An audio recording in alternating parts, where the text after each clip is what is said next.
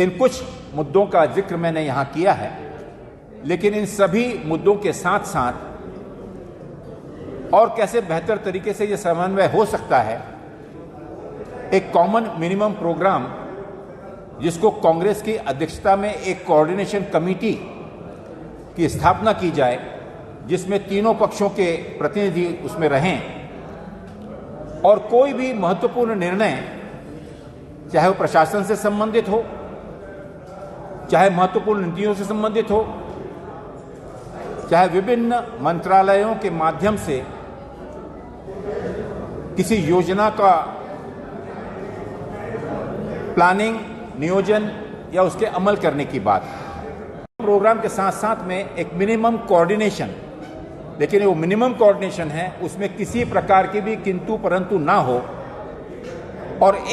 11 बनकर तीनों दल मिलकर काम करें, ताकि जिन शक्तियों से हमारा मुकाबला है, जो ताकतें झारखंड की सरकार को कमजोर करना चाहती हैं, इसे विस्थापित करना चाहती हैं, उनको अगर सही रूप से जवाब देना है तो गठबंधन के हर साथीदार को मजबूत रहना होगा और मजबूती तब आएगी जब उन पार्टियों का कार्यकर्ता मजबूत होगा।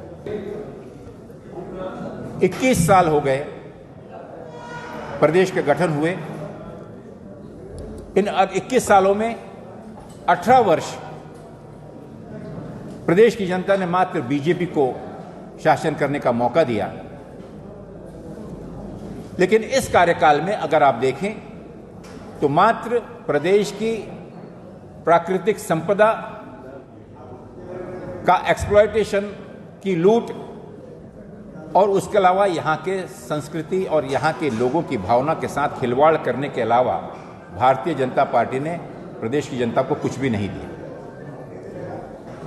इस गठबंधन की सरकार से निश्चित रूप से जो एक बहुत ही सफलतम रूप से कार्य कर रही है, लेकिन कांग्रेस ये चाहती है, कांग्रेस का नेतृत्व ये चाहता है, कांग्रेस का हर एक कार्यकर्ता झारखंड का ये चाहता है कि जो एक मौका प्रदेश की जनता ने हमको दिया है, उस मौके का पूरा फायदा उठाते हुए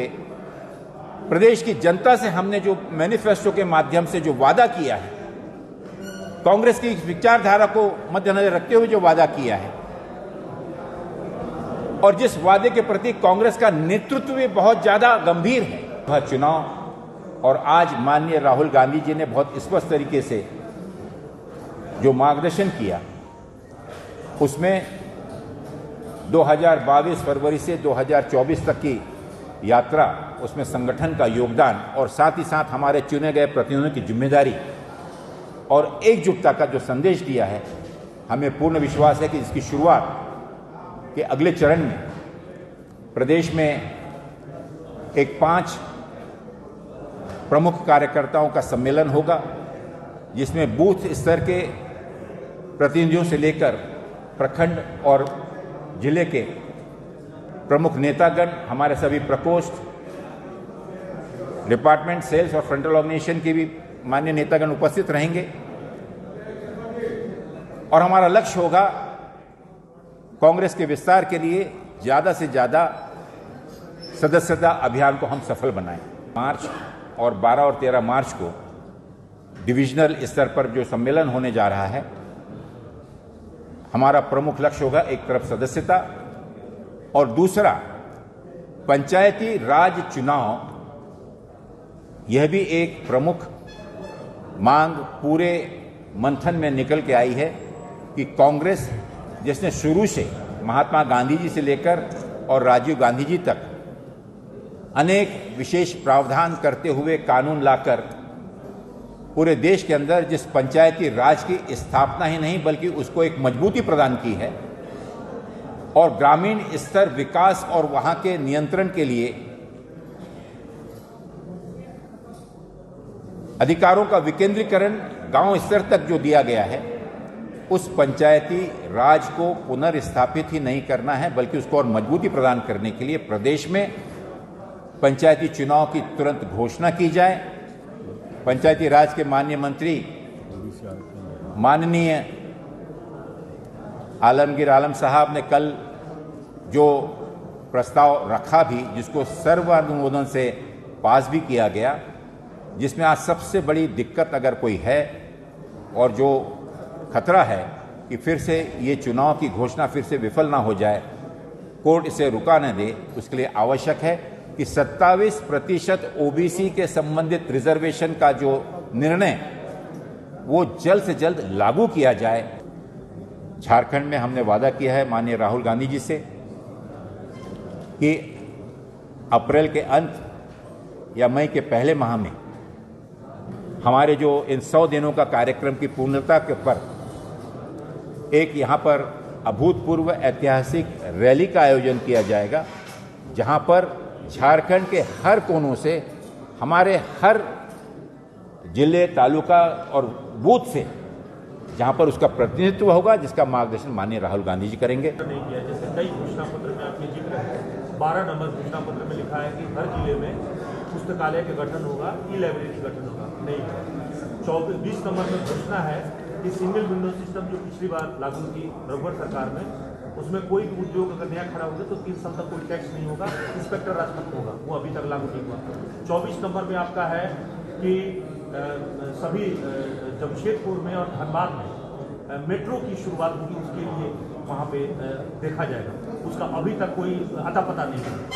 30 नंबर में है कि पेट्रोल और डीजल पर वैट घटाए जाएंगे, केंद्र सरकार ने घटाया, अपने घटाया नहीं। और 3 नंबर और 2 नंबर में 6 माह में इसमें रिक्ति के लिए कहा गया था कि रिक्ति भरे जाएंगे। और तीसरा नंबर में था कि जो लोग प्रत्येक परिवार में किसी न किसी एक व्यक्ति को रोजगार उपलब्ध रह जाएगा और रोजगार नहीं मिलेगा तो उसको बेरोजगारी भत्ता दिया जाएगा। इसमें से कोई बात, मुझे खुशी है कि जो चिंतन बहुत ही गंभीरता के साथ में और मंथन के बाद में जो आया है, और जो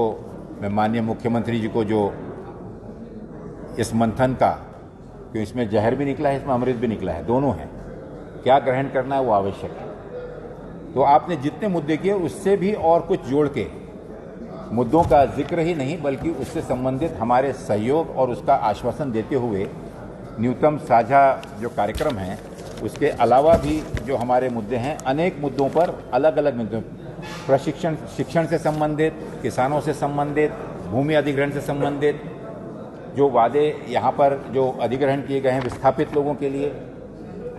तो अनेक विषयों को लेकर, क्योंकि विस्तार में कहूँगा तो 2 घंटा आपको लग जाएगा, और मैं चाहता हूँ कि ये जो हम सुझाव दे रहे हैं, निश्चित रूप से आपने दबाव की बात कही, दबाव नहीं, बस कह दूँ कि कांग्रेस, सबसे पहले तो मैं बता दूं कि ये जो लोग प्रयत्न कर रहे हैं, कांग्रेस बहुत स्पष्ट रूप से हमारे हर भाषा के, हर नागरिक के, हर भाषा के प्रति अपना सम्मान व्यक्त करती है। जिस इसमें जो अड़चन है, किसी का कोई भी भाषा का अपमान नहीं होना चाहिए। इसमें जो सुझाव समय समय पर दिए गए हैं, और वो सुझाव कांग्रेस भी हमारे इस मंथन में देने जा रही है, जिसको 1-2 दिन और इसका समय लिया है। लेकिन कांग्रेस किसी भी जनभावनाओं को ना दुखाते हुए युवकों के बेहतरी के लिए और प्रदेश में बेहतर भाईचारे का माहौल बना रहे, उसको भी बराबरी से तोलते हुए इस चीज़ का सुझाव देगी कि अगर एक उसमें सुझाव आया था कि हिंदी अगर उसमें इंट्रोड्यूस कर दी जाए तो काफ़ी कुछ लोगों को, जो राष्ट्रभाषा है, उसमें किसी को भी आपत्ति नहीं होनी चाहिए। और इसी साथ में कुछ और स्पष्टीकरण के साथ में, लेकिन इसके अलावा मैं आप सब लोगों से एक निवेदन जरूर करना चाहूँगा, कृपा करके भाषावाद, क्षेत्रवाद, धर्मवाद, ये एजेंडा लेकर पिछले कई दशकों से, और ख़ास तौर पर जो प्रयत्न, कोशिश झारखंड में यहाँ के भाईचारे को नष्ट करने की असफल कोशिशें जो हो रही हैं, उसमें से आरएसएस की भी ये एक कोशिश है। मैं समझ रहा हूँ और उसके ऊपर में सरकार ने अगर जो स्टैंड लिया है, तो हमने उसमें जो सुझाव, सुधारना के लिए सुझाव दिया है, उसमें सरकार को इस सुझाव में सुधारना के लिए जो भी हमारा सहयोग लगेगा हम उसे पूरा देंगे। लेकिन किसी भी प्रकार से प्रदेश में भाषा के नाम पर या जाति के नाम पर या धर्म के नाम पर कोई अशांति ना हो,